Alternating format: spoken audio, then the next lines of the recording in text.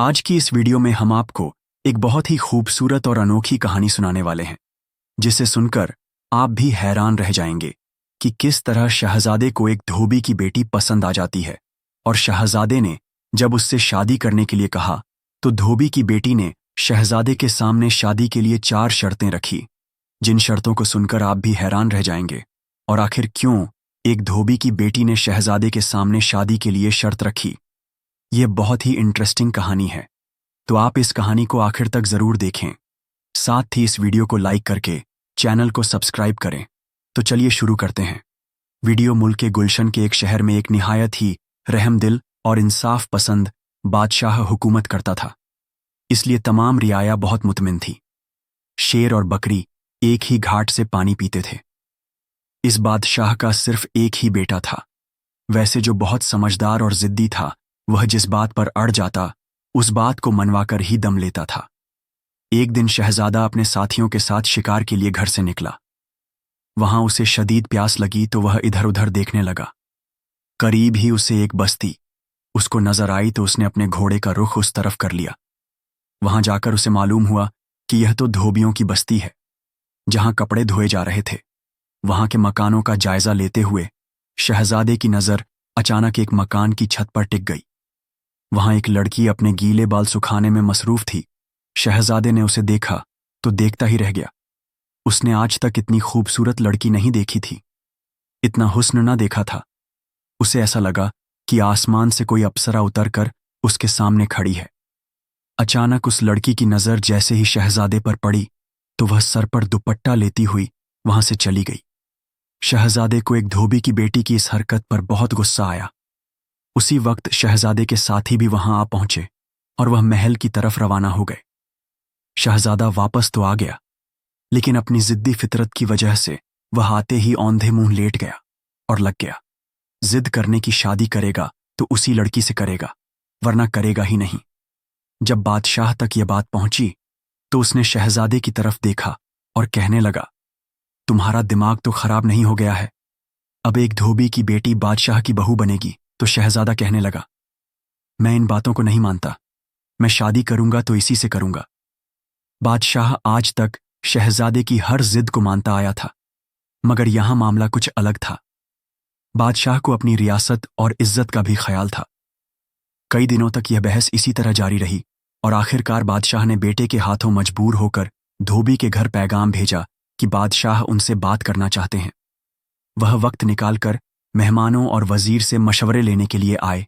वहां एक वजीर बहुत समझदार था। वह कहने लगा, बादशाह सलामत छोटा मुंह, बड़ी बात शहजाद की बहुत सी बीवियां होती हैं, यह भी किसी कोने में पड़ी रहेगी। इस वक्त आपका रोकना मुनासिब नहीं। लड़का जवान खून है, कुछ भी कर सकता है। बादशाह को यह बात समझ आ गई। उसने सोचा कि कुछ दिनों तक धोबी की बेटी के साथ रहेगा तो उसका इकट्ठा दिमाग ठीक हो जाएगा।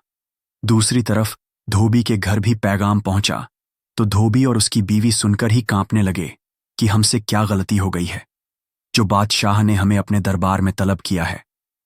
वह डरते डरते कांपते कांपते बादशाह के सामने हाजिर हुए। बादशाह ने कहा, हमें आपकी बेटी का रिश्ता चाहिए, क्योंकि हमारा शहजादा आपकी बेटी के लिए जिद कर बैठा है। धोबी कुछ देर सोचता रहा और फिर कहने लगा, हम यह बात अपनी बेटी से पूछकर आपको बताएंगे। बादशाह को बहुत गुस्सा आया कि एक धोबी और उसकी यह जुर्रत कि वह मुझे इस तरह अपनी बेटी का नाम देकर टाले, लेकिन वह खामोश रहा। बादशाह कहने लगा, ठीक है, अपनी बेटी से मशवरा कर लो, लेकिन हमें ना सुनने की आदत नहीं, वरना तुम दोनों अपनी जान से जाओगे। धोबी और उसकी बीवी घर वापस आए और अपनी बेटी से सलाह मशवरा की। धोबी की बेटी कहने लगी, मुझे मंजूर है, मैं नहीं चाहती कि आपकी जान मेरी वजह से किसी खतरे में पड़े, लेकिन मेरी 4 शर्तें हैं। अगर शहजादा मान लेता है तो मैं उससे शादी करने के लिए तैयार हूं। धोबी और उसकी बीवी ने अपनी बेटी से पूछा, आखिर तुम्हारी शर्तें क्या हैं? तुम एक धोबी की बेटी हो, तुम्हें इस तरह शहजादे के सामने शर्तें रखना महंगा पड़ सकता है। लेकिन लड़की कहने लगी, हम यह शर्तें सिर्फ शहजादे को ही बताएंगे। अगर उन्हें यह बात मंजूर है तो आकर हमसे मिल लें और शर्तें सुन लें। अगर उन्हें गवारा हो तो हम शादी के लिए तैयार हैं, वरना हमारी तरफ से नहीं है। दूसरे दिन धोबी और उसकी बीवी फिर से बादशाह के पास गए और अपनी बेटी का पैगाम पहुंचा दिया। बादशाह ने फौरन शहजादे को तलब किया और कहा, आपकी होने वाली शहजादी तो अभी से शर्तें लगा रही हैं, क्या आप यह शर्तें सुनना मंजूर करेंगे? कहने लगा, हाँ, हम जरूर जाएंगे और देखेंगे कि वह क्या शर्तें रखना चाहती हैं। आखिरकार हम भी तो देखें, एक धोबी की बेटी में इतनी अकड़ और अना कहाँ से आई है। यह कहते हुए शहजादा धोबी और उसकी बीवी के साथ उनके गरीब खाने पहुंच गया, जो कि एक बहुत छोटा सा मकान था। नीचे के कमरे में धोबी और उसकी बीवी रहते थे, जबकि ऊपर का कमरा लड़की के लिए था। जब शहजादा वहां पहुंचा तो कमरे में पर्दा डालकर एक तरफ लड़की बैठ गई और दूसरी तरफ शहजादा बैठा था। दोनों तरफ खामोशी छा गई तो शहजादा बोला, कहिए, हम आपकी शर्तें सुनने आए हैं। लड़की बोली, हमारी पहली शर्त यह है कि हम आपके साथ रात नहीं गुजारेंगे। हम सुबह के वक्त महल आया करेंगे और रात होते ही वापस आ जाएंगे। पहले तो शहजाद को बहुत गुस्सा आया, फिर कहने लगा, यह तो बात की बातें हैं, ये धोबी की बेटी क्या और ऐसी शर्त क्या। 2 दिन महल में रहेगी तो उसे वहां की आदत हो जाएगी, फिर यह कब एक महल छोड़कर एक कुटिया में आना पसंद करेगी। इसलिए शहजादा बोला, मुझे मंजूर है लड़की। फिर बोली, मेरी दूसरी शर्त यह है कि आप मुझसे बात करने या हाथ लगाने की कोशिश नहीं करेंगे। यह सुनकर शहजादा को बहुत हंसी आई और फिर सोचने लगा, यह तो सब कुछ बाद में हो ही जाएगा। उसने लड़की से कहा, ठीक है, हमें यह भी मंजूर है। लड़की फिर बोली, और मैं महल से पानी तक नहीं पीऊंगी और ना ही मुझे मजबूर किया जाएगा। यह सुनकर भी शहजादे को हंसी आई। वह सोचने लगा, यह भी बेवकूफ़ी है, दिन भर महल में रहेगी। ये कैसे मुमकिन है कि पानी ना पिए? शादी है या मजाक? फिर उसने लड़की से कहा, मुझे यह भी मंजूर है। लड़की फिर बोली, और हमारी चौथी शर्त यह है कि अगर आप कभी भी मुझे छूने की कोशिश करेंगे तो हमारा रिश्ता उसी वक्त खत्म हो जाएगा और मैं दोबारा कभी भी महल नहीं आऊंगी। यह सुनकर शहजादा सोचने लगा, यह भी बेवकूफ़ी है, कहने की बातें हैं, यह सब बाद में होता ही रहेगा। शहजादा ने कहा, हमें आपकी चारों शर्तें मंजूर हैं। लड़की कहने लगी, तो ठीक है, फिर शादी की तैयारियां करो। शहजादे ने शादी की तैयारियां शुरू की। कुछ वजीर और ख़ास दोस्तों को साथ लेकर लड़की के पास गया और शादी के बाद वह दुल्हन अपने साथ बड़ा सा घूंघट निकाले हुए आई, जिसमें उसका मुंह पूरी तौर पर छिपा था। वह शहजादे के साथ महल आई और उसके बिस्तर पर बैठने के बजाय एक तरफ रखी हुई कुर्सी पर बैठ गई। बादशाह और मल्लिका तो पहले ही इस शादी के हक में नहीं थे और वह शामिल भी नहीं हुए थे। बस एक शहजाद की मुँह छिड़ी बांधी थी, जो हाथ बांधे आगे पीछे हो रही थी। दिन इसी तरह गुजरता रहा और जैसे ही शाम हुई, बांधी ने आकर इत्तला दी कि गाड़ी तैयार है। दुल्हन उठी, गाड़ी में बैठी और वापस चली गई। दूसरे दिन भी दुल्हन वहीं कपड़े पहने वापस आई, उसी कुर्सी पर बैठी रही, ना कुछ खाया ना पिया और शाम होते ही वापस चली गई। 1 दिन, 2 दिन, 3 दिन और महीनों तक यही मामूल रहा। शहजादा अब बहुत परेशान रहने लगा। जिस चेहरे को देखकर उसने अपनी रातों की नींद गंवा दी थी, अपने वालिद को नाराज किया था और अपनी इज्जत और दौलत सब कुछ दांव पर लगा दिया था, वह चेहरा अब उसे अपने महल में देखने को नहीं मिल रहा था। रोज का यही मामूल था कि दुल्हन इन्हीं कपड़ों में आती, उसी कुर्सी पर बैठती, ना कुछ खाती ना पीती, खामोश बैठी रहती और शाम होते ही गाड़ी में वापस चली जाती। महल के लोगों में भी बातें बनना शुरू हो गईं और हर तरफ अजीब तरह की बातें होने लगीं। यह सब कुछ शहजादे की नज़र में था, लेकिन वह अपनी शर्तों के बंधन में था। वह मजबूर था और अपनी कोई शर्त भी पार नहीं कर सकता था। एक दिन शहजादे ने धोबी को अपने महल में बुलाया और कहा, अपनी बेटी को समझाते क्यों नहीं? हम यहाँ के शहजादे हैं, हमारे वालिद और हम पर बातें होना शुरू हो गई हैं। ये सुनकर धोबी ने जवाब दिया, जान की अमान पाऊं तो कुछ कहूं। शहजादा बोला, ठीक है, कहो। धोबी बोला, दरअसल वह हमारी बेटी नहीं है। कुछ अरसा पहले वह हमारे घर आई थी और कहने लगी, मेरा आगे पीछे कोई नहीं है, मैं आपकी बेटी बनकर रहना चाहती हूं।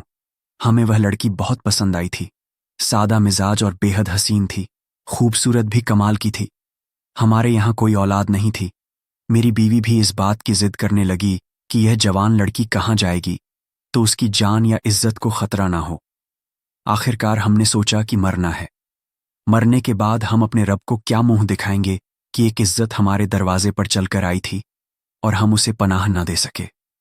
यह सुनकर मैं खामोश हो गया।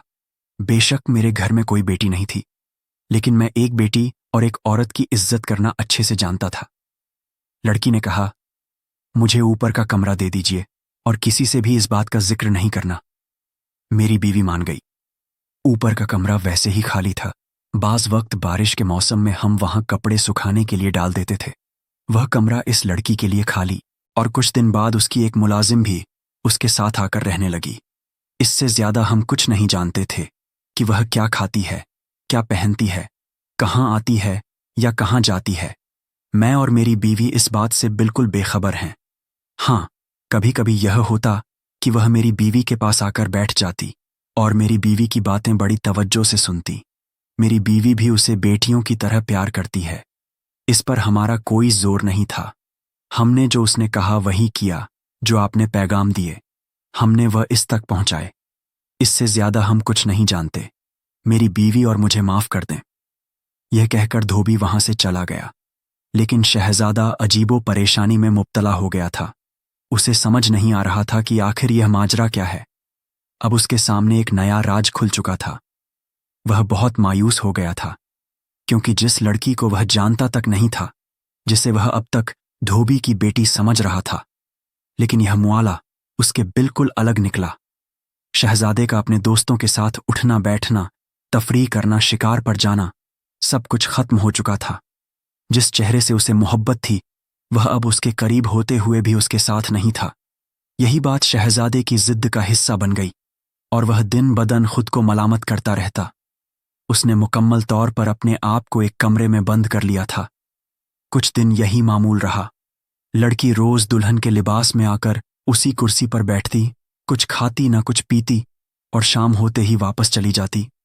कुछ दिन तक यही सिलसिला चलता रहा। आखिरकार शहजादे ने तंग आकर एक दिन घर छोड़ने का फैसला किया। उसने किसी को कुछ भी ना बताया और अपनी एक बांधी को बुलाया। कहा कि अगर मेरे वालदैन मेरे बारे में पूछे तो बादशाह और मल्लिका से कहना कि मैं किसी जरूरी काम से बाहर गया हूं और जल्द ही वापस आ जाऊंगा। यह कहकर शहजादा एक जंगल की तरफ रवाना हो गया। उसे यह भी नहीं पता था कि वह कहां जा रहा है और उसकी अगली मंजिल क्या है। जंगल पहुंचकर शहजादा देर तक एक दरख्त के नीचे बैठा रहा। सारी सूरतें हाल का याद करने की कोशिश करता रहा, लेकिन उसकी समझ में कुछ भी नहीं आ रहा था। रात होने लगी तो शहजादे को अपने रहने की फिक्र हुई। वह किसी गाड़ की तलाश में था जहां वह रात गुजार सके। रात का अंधेरा हर तरफ फैलने लगा था। शहजादा कई जगहों पर चलने के बाद एक गाड़ के पास पहुंचा जहां से रोशनी आ रही थी। शहजादे को बहुत खौफ आया कि इस जंगल के इस दूर दराज इलाके में यह रोशनी कहां से आ रही है। लेकिन फिर उसने सोचा कि रात तो उसे गुजारनी ही है। जिंदगी पहले ही अजाब बन चुकी है, ऐसे नहीं तो वैसे ही सही। यह सोचते हुए वह घर में दाखिल हो गया। अंदर जाकर शहजादा ने देखा कि एक बुजुर्ग वहां मौजूद थे, जिनके नूरानी चेहरे से रोशनी फैल रही थी और वह अपनी इबादत में मशगूल थे। शहजादा उसी जगह बैठ गया और रात गुजार दी। वैसे ही सुबह हो गई। शहजादा बेदार हुआ और अपने इर्द गिर्द का जायजा लेने लगा। बुजुर्ग अपनी इबादत में वैसे ही मसरूफ थे। शहजादा उठा और गाड़ की सफाई शुरू कर दी। वह जंगल से फल तोड़कर खाता, पानी पीता, और इसी तरह कुछ दिन गुजरते गए। कुछ दिन बाद बुजुर्ग ने अपनी आंखें खोलीं। शहजादे को बहुत गौर से देखा और कहा, तुम यहां क्या कर रहे हो? तुम तो बादशाह के बेटे हो, मुल्क के शहजादे हो। यहां क्यों आए हो? कौन सी बात है? ऐसी कौन सी मजबूरी है जिसने तुम्हें देश से परदेसी होने पर मजबूर कर दिया? यह सुनते ही शहजादे की आंखों में आंसू आ गए और उसने अपनी पूरी दास्तान सुनाई। बुजुर्ग ने कहा, मैं तुम्हें एक राख देता हूं। जब तुम इसे अपने माथे पर लगा लोगे तो किसी को भी नजर नहीं आओगे। हो सकता है कि इस तरह तुम्हारा मसला हल हो जाए। तुम यह जान सकोगे कि वह लड़की कौन है, कहां से आई है, कहां जाती है, क्या खाती है, क्या पीती है। लेकिन ख्याल रहे कि इस बात का जिक्र तुमने किसी से नहीं करना। शहजादे ने कहा, मुझे मंजूर है। शहजादे ने बुजुर्ग से वह राख ली और अपने महल वापस आ गया। जब वह महल वापस आया तो बांधी ने उसका इस्तकबाल किया और पूछा, आप इतने दिन कहाँ थे? मल्लिका और बादशाह भी आपके बारे में बार बार पूछते थे, तो मैंने उन्हें बता दिया था कि आप जरूरी काम से बाहर गए हैं। शहजादे की नजर लड़की पर पड़ी। वह वैसे ही दुल्हन के कपड़ों में उसी कुर्सी पर बैठी थी। शहजादे ने कहा कि मेरे पीछे भी यही मामूल था। ये रोज आती थी और शाम को वापस चली जाती थी और महल से कुछ नहीं खाती पीती थी। बांधी ने जवाब दिया, जी सरकार, बिल्कुल ऐसा ही था। आपके पीछे भी यही सब चलता रहा है जो आपके सामने है। शहजादे ने कहा, ठीक है, अभी मैं बहुत थका हुआ हूं, मैं सोना चाहता हूं, लेकिन जब शाम को इस लड़की के जाने का वक्त हो तो मुझे जगा देना। बांधी ने कहा कि ऐसा ही होगा। शाम को बांधी ने शहजादे को जगा लिया। शहजादे ने कुछ राख अपने माथे पर लगाई और वहां से निकल गया। सुबह से पहले शहजादा वापस आ गया और बांधी को कहा, मैं सोने जा रहा हूं। जैसे ही वह लड़की इस कुर्सी पर आकर बैठे तो तुम मुझे जगा देना और कहना कि तुम जागे क्यों नहीं। अगर मैं ना जागूं तो तुम्हें जोर देना और फिर मेरे देर से जागने की वजह पता करना। अगर मैं ना बताऊं तो तुमने इस पर जोर देना और मुंह से अपनी बात मनवाना। बांधी समझ गई कि शहजादा अब अपनी जिद पर अड्डा है और वह इस लड़की को सीधा करने के लिए कोई ना कोई तरीका तलाश रहा है। कुछ देर बाद वह लड़की आई और कुर्सी पर बैठ गई। बांधी ने जब देखा कि लड़की कुर्सी पर बैठ चुकी है तो वह शहजादे की तरफ दौड़ी। पहले तो शहजादा को उठाने की कोशिश की, फिर गुस्से से शहजादा बोला, क्या हो गया है? हम इतने अच्छे ख्वाब देख रहे थे, तुमने हमें जगाकर हमारा ख्वाब और नींद खराब कर दी। बांधी ने कहा, शहजादे साहब, आप क्या ख्वाब देख रहे थे? शहजादा बोला, छोड़ो, मैं नहीं बताना चाहता। मगर बांधी ने जिद की, नहीं नहीं, आप मुझे बताएं, आप क्या ख्वाब देख रहे थे? शहजादा कुछ देर टाल मटोल करता रहा, फिर बोला, ठीक है, अगर तुम जिद करती हो तो मैं बता देता हूं, लेकिन यह बात मल्लिका और बादशाह तक नहीं पहुंच चाहिए, यह हमारे बीच रहनी चाहिए। बांधी ने सर हिलाकर कहा, ठीक है, यह बात हम दोनों में ही रहनी चाहिए। शहजादा बोला, मैंने ख्वाब में देख कि जब यह धोबी की लड़की कल रात गाड़ी में बैठकर वापस जा रही थी। शहजादे ने कहा, तो हम भी इसके साथ गाड़ी में बैठ गए। ये सुनकर बांधी हंसने लगी और कहा, क्या कहते हैं आप और इसके साथ गाड़ी में बैठ गए? शहजादा बोला, क्या करती हो तुम, ये तो ख्वाहिश थी, हम हकीकत की बात तो नहीं कर रहे। बांधी बोली, अच्छा, मैं भूल गई थी, आपने फिर क्या देखा? शहजादे ने कहा, हम इसके साथ गाड़ी में बैठकर इसके घर तक पहुंचे और वहां हमने देखा कि वह हमेशा जिन कपड़ों में यहां आती है उसने वह तब्दील करके फेंके और अपनी मलाज मां को आवाज देकर कहा कि गर्म पानी तैयार करो, हम नहाना चाहते हैं। बांधी हंसी और कहा, क्या बात करते हैं आप इसके पीछे चले गए। शहजादा बोला, हमने कहा ना, हम ख्वाहिश सुना रहे हैं, यह कोई हकीकत नहीं है। बांधी ने कहा, अच्छा ठीक है, आपने फिर क्या देखा? शहजादा बोला, हमने देखा कि वह नहाते हुए बहुत खूबसूरत लग रही थी और जब वह पानी का एक डिब्बा अपने ऊपर डालती तो हम 2 डिब्बे डाल लेते। जब उसका पानी खत्म हो गया तो उसने चीख कर मलाज को बुलाया और कहा, आज पानी बहुत कम रखा है। मुलाजिम ने कहा, पानी तो हमने पूरा रखा है, लेकिन अगर आप और चाहे तो हम और ला देते हैं। मलाज मां ने ज्यादा पानी लाकर दिया और वह पानी भी हमने खत्म कर दिया। इसी तरह वह नहाकर बाहर निकली और बोली, हमें भूख लगी है, खाना ले आओ। उसकी मलाज मां बाहर गई, आसमान की तरफ दोनों हाथ ऊपर किए और हमने बेहद खूबसूरत एक थाल आसमान से उतरते हुए देखा। मलाज मां ने कुछ खाना अपने लिए रखा और बाकी खाना उसे दे दिया। हमें भी बहुत भूख लगी थी और हमने उसके साथ खाना खाया, लेकिन उसकी भूख खत्म नहीं हुई, खाना खत्म हो गया। उसने फिर से मलाज मां को बुलाया और कहा, क्या हो गया है? आज पानी भी कम था और खाना भी कम है। मलाज मां ने कहा, पानी तो पहले की तरह मुकम्मल था और खाना भी पूरा था, लेकिन आज खैर नहीं हो सका। मुलाजिम ने कहा, आज आपसे शहजादे मुखातिब हुए हैं या कोई ऐसी बात हुई है कि आप अपने एहसान खो बैठी हैं? यह सुनकर उसने मलाज मां को बहुत डांटा, बहुत गुस्से किया और कहा, तुम जानती हो हम किस वजह से मजबूर हैं, इस तरह हमारा मजाक ना उड़ाओ, हम किसी को कुछ नहीं समझते। बांधी बोली, अच्छा इसके बाद क्या हुआ? शहजादा बोला, हमने देखा कि कुछ देर बाद वही मुलाजिम वापस आई और इस धोबी की बेटी को तैयार करने लगी, जो हमेशा बड़ी सी घूंघट ओढ़े बैठी रहती थी। तैयार होने के बाद वह किसी अफसरा से कम नहीं लग रही थी। इस कदर हसीन और जमील खूबसूरत लड़की कि हम तो देखकर अपना होश ही खो बैठे। फिर ये बहुत ही तैयार होने के बाद छत के पास जाकर खड़ी हो गई। वहां से एक उड़न खटोला आया, ये उसमें सवार हुई। हम हैरत से देखने लगे क्योंकि हम पूरा मामला जानना चाहते थे।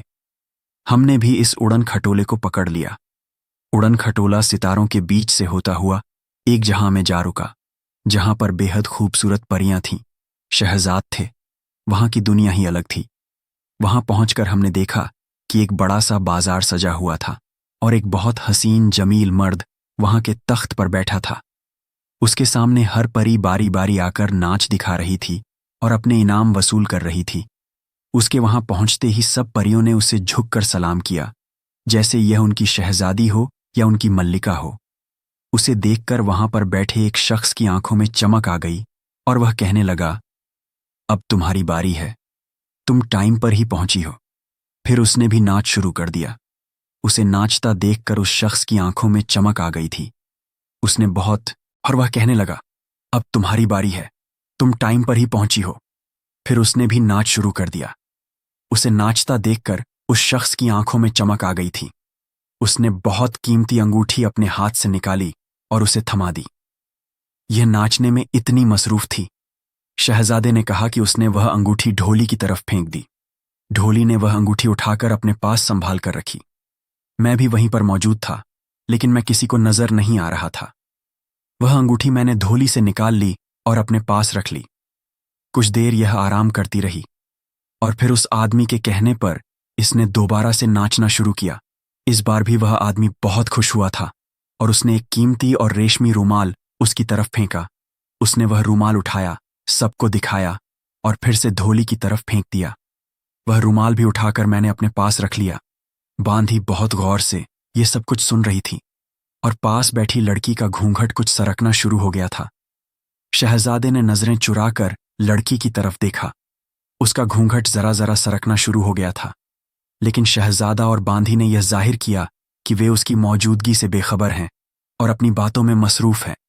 बांधी कहने लगी, अच्छा वह अंगूठी और रूमाल मुझे तो दिखाइए। शहजादा कहने लगा, कैसी बातें करती हो। जैसे ही हाथ डाला उसे रूमाल और अंगूठी मिल गए।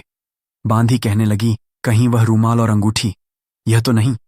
यह देखकर शहजादा बोला, अरे वाह, मुझे यकीन नहीं आ रहा कि ख्वाब की बातें भी हकीकत हो जाती हैं।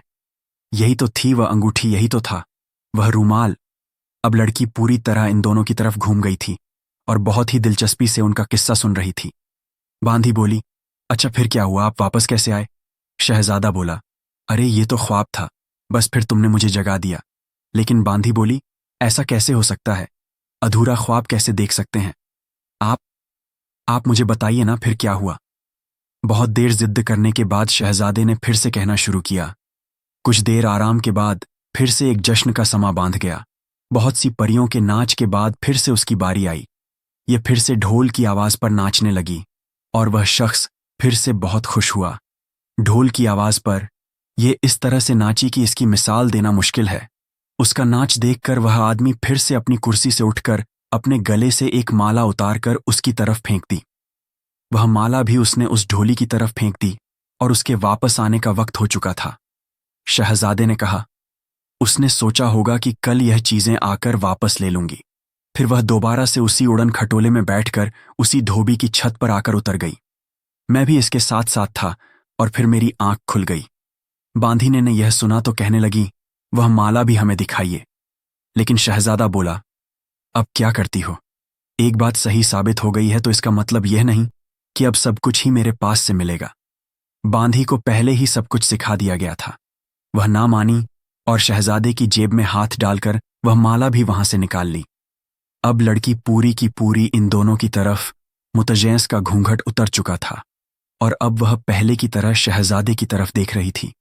वह बोली, आप जान ही चुके हैं कि मैं इस दुनिया से नहीं हूं। मैं परियों की मल्लिका हूं और यहां पर अपनी सजा काटने आई हूं। शहजादा ने कहा, अगर आप अपने बारे में हमें सब कुछ सच बता देती तो हो सकता है हम आपकी कोई मदद कर सकें। यह सुनकर धोबी की लड़की बोली, मैं परियों की मल्लिका थी और इन्हीं के साथ रहती थी।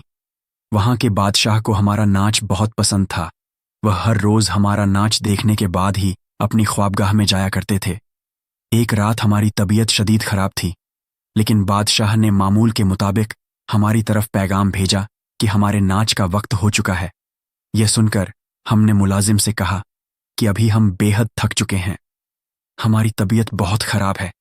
दर्द से मेरी जान निकल रही है और बादशाह सलामत को नाच की पड़ी है। मुलाजिम ने ऐसा ही जाकर बादशाह को यह सारी बात बता दी।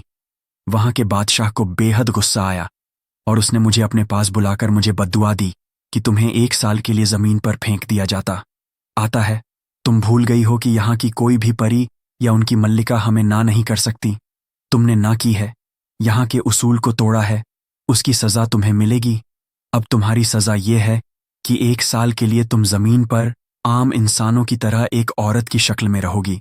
लेकिन अगर वहां का कोई भी मर्द तुम्हें हाथ लगाने में या तुम्हारे करीब आने पर कामयाब हो गया तो तुम हमेशा के लिए वहीं की होकर रह जाओगी। तुम्हें तुम्हारे पर कभी भी वापस नहीं मिलेंगे। हमने बहुत मिन्नतें की, लेकिन बादशाह पर किसी बात का कोई असर ना हुआ। मेरे पर जलाए गए और मुझे एक आम लड़की की सूरत में जमीन पर उतार दिया गया।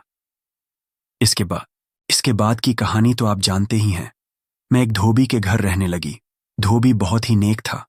उसकी बीवी भी बहुत अच्छी थी। वह मुझे एक बेटी की तरह प्यार करते थे और इस तरह हमारा आमना सामना हुआ।